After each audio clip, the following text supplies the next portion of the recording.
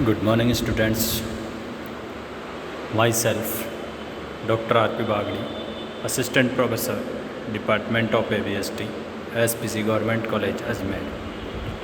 आज अपन बात करेंगे बीकॉम पार्ट थर्ड ऑनर्स और पास कोर्स में चलने वाला subject income tax law and accounts में कुछ रूल रेगुलेशन के बारे में।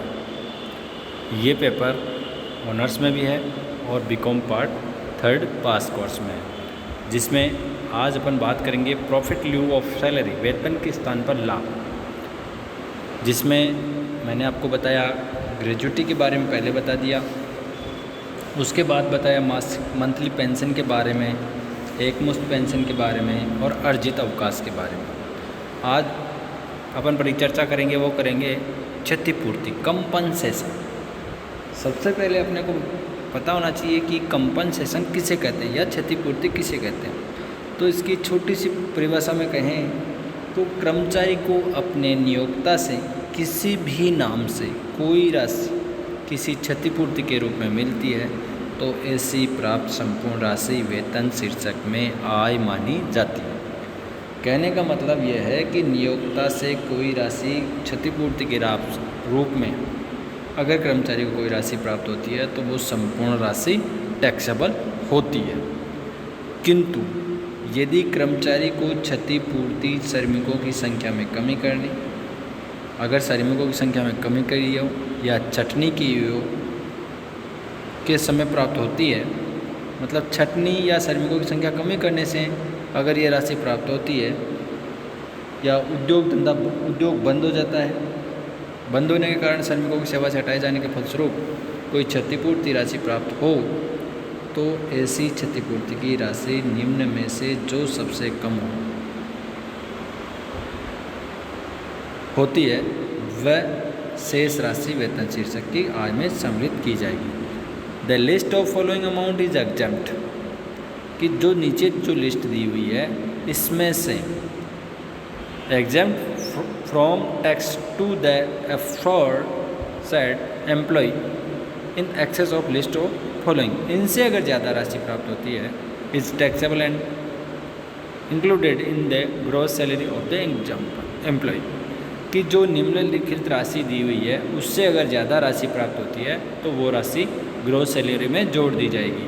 कहने का मतलब यह है कि नीचे जो 3 पॉइंट दिए हुए हैं उनमें जो सबसे कम राशि होगी उसकी छूट दे दी जाएगी और बाकी राशि की टैक्सेबल होगी। कहने का मतलब यह है कि अगर actual amount received as a compensation के रूप में जो राशि प्राप्त की है वो amount calculated according to section 25 FB of the industrial dispute act 1947, जो औद्योगिक विवाद अधिनियम 1947 की धारा 25 FB के अनुसार गणना की गई राशि और एक्चुअल अमाउंट रिसीव्ड और मैक्सिमम लिमिट है वो है 5 लाख रुपए। इन तीनों में से जो सबसे कम होगी उसकी छूट दी जाएगी।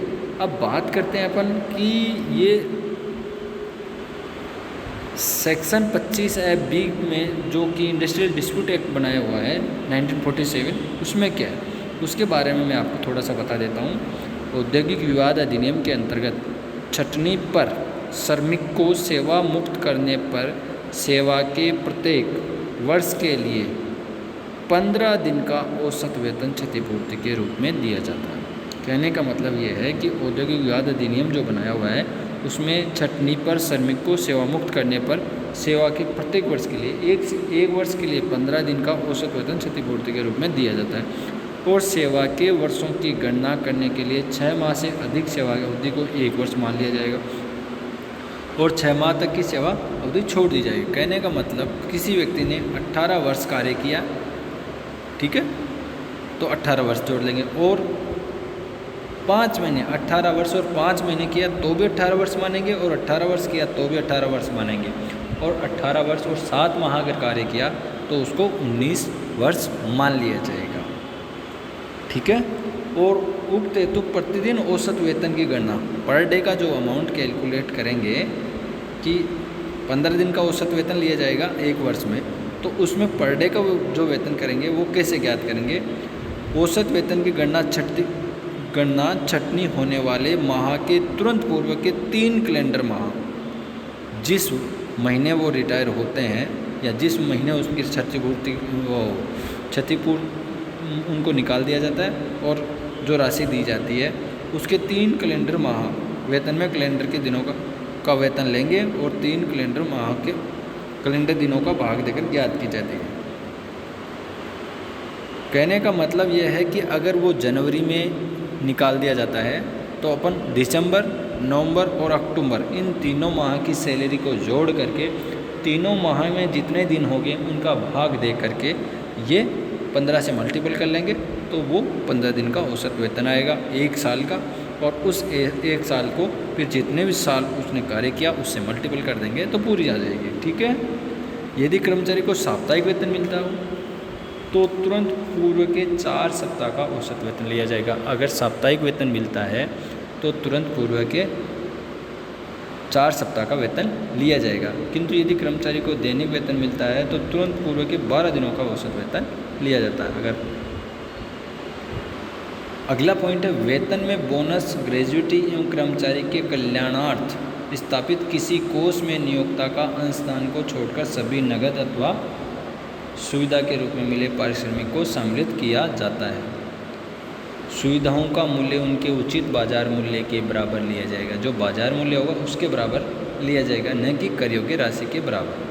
इसी प्रकार भत्तों को भी सकल प्राप्त राशि ली जाएगी, न कि कर योग्य राशि। कर योग्य नहीं, टोटल जो प्राप्त राशि हो रही है वो लेंगे, न कि टैक्सेबल अमाउंट। छटने पर प्राप्त क्षतिपूर्ति राशि निम्न कर्मचारियों के लिए करमुक्त नहीं होगी। ठीक है। अर्थात प्राप्त राशि पूर्णतः कर योग्य जो मुख्यतः प्रबंधक है, प्रशासक के रूप में नियुक्त हो, इनके लिए टैक्स फ्री नहीं माना जाएगा। जो अधीक्षक या सुपरवाइजर हो के रूप में नियुक्त हो तथा प्रतिमाह वेतन 10,000 से अधिक प्राप्त करता है तो उसके लिए भी कंपनसेशन के रूप में जो राशि प्राप्त होती है वो पूरी की पूरी टैक्सेबल होगी। किसके लिए? प्रबंधक हो, प्रशासक हो, अधीक्षक हो, और उसकी सैलरी 10,000 से ऊपर हो। जो अधीक्षक के रूप में नियुक्त हो किंतु कार्य मुख्य प्रशासक या प्रबंधक के रूप में करता हो।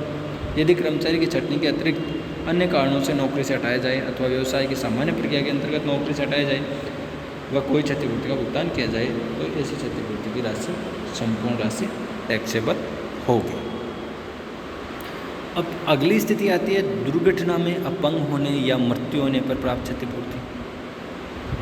अगर किसी व्यक्ति की दुर्घटना में अपंग हो गया या मृत्यु हो गई तो फिर कितनी राशि होगी? Compensation received on disabled of और डिसेबल्ड और डेथ इन एक्सीडेंट।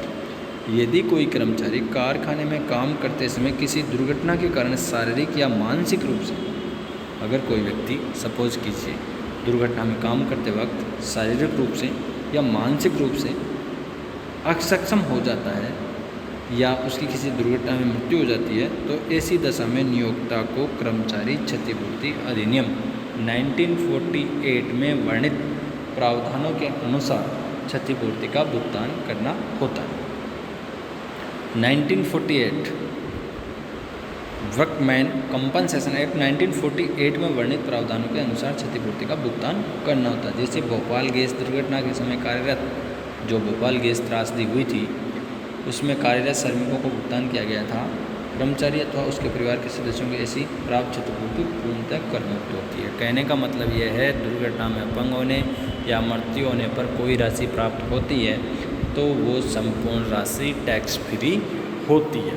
अब एक आती है स्वैच्छिक सेवानिवृत्ति योजना के तहत प्राप्त राशि, amount received under voluntary retirement. अगर कोई व्यक्ति स्वैच्छिक सेवानिवृत्ति लेता है तो उसके लिए भी कुछ इनकम टैक्स की सेक्शन 10(10)(c) कुछ विवरण दिया हुआ है, उसका अपन बात करते हैं। स्वैच्छिक सेवानिवृत्ति योजना के अंतर्गत प्राप्त क्षतिपूर्ति की राशि 5 लाख रुपए तक कर मुक्त होती है। स्वैच्छिक सेवानिवृत्त अगर कोई व्यक्ति होता है तो उसको क्षतिपूर्ति के रूप में जो राशि प्राप्त होती है वो 5 लाख रुपए तक कर मुक्त होती है यदि उसने निम्नलिखित शर्तें पूरी कर दी। तो वो शर्तें कौन सी है? क्षतिपूर्ति स्वैच्छिक सेवानिवृत्ति के समय प्राप्त हुई, उसने VRS लिया हो जब उसको राशि प्राप्त हुई।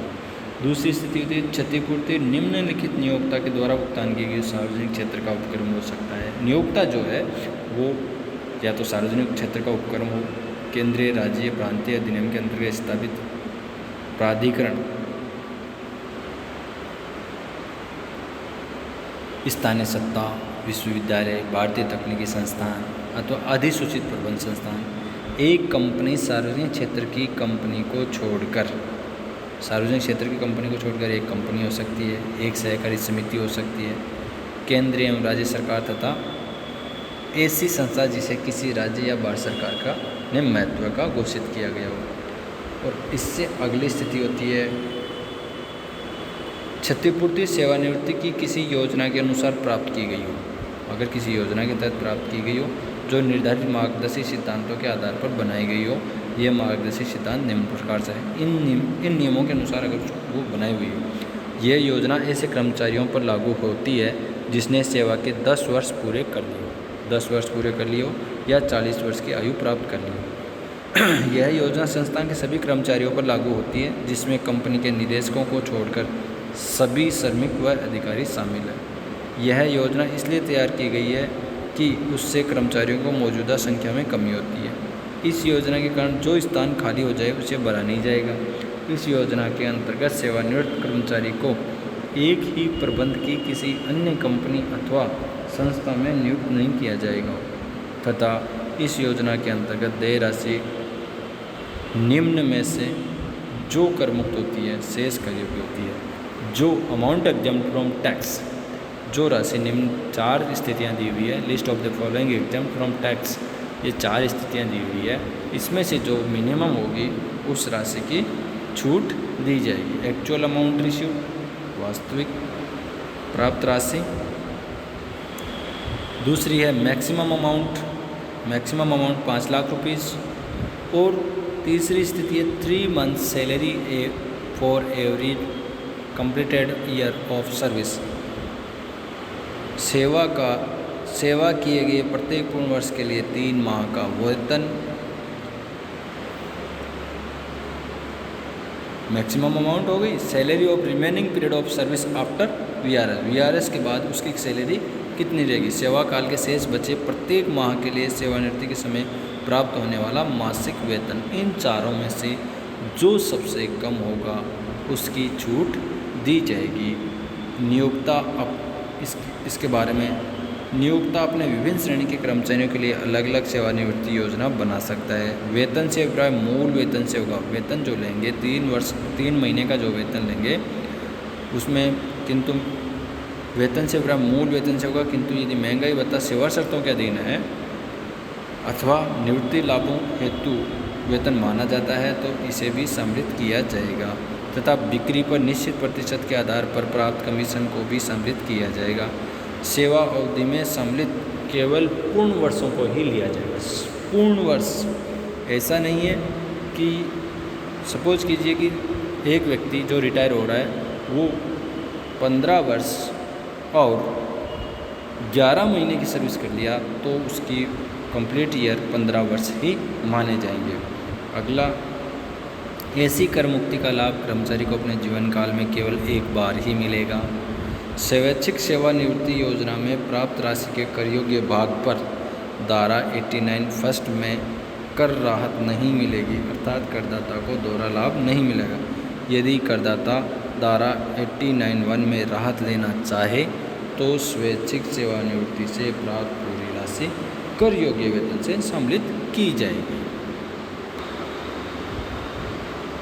ये अपना आज का पॉइंट था जिसमें मैंने आपको 3 चीज़ें बताई। स्वैच्छिक सेवानिवृत्ति योजना के तहत प्राप्त राशि, और कोई व्यक्ति अपंग हो जाता है या फिर मृत्यु हो जाती है तब उसको प्राप्त क्षतिपूर्ति की राशि, और एक क्षतिपूर्ति की राशि। ये तीनों मैंने आपको बताई। आपको वीडियो अच्छा लगा होगा। Thank you.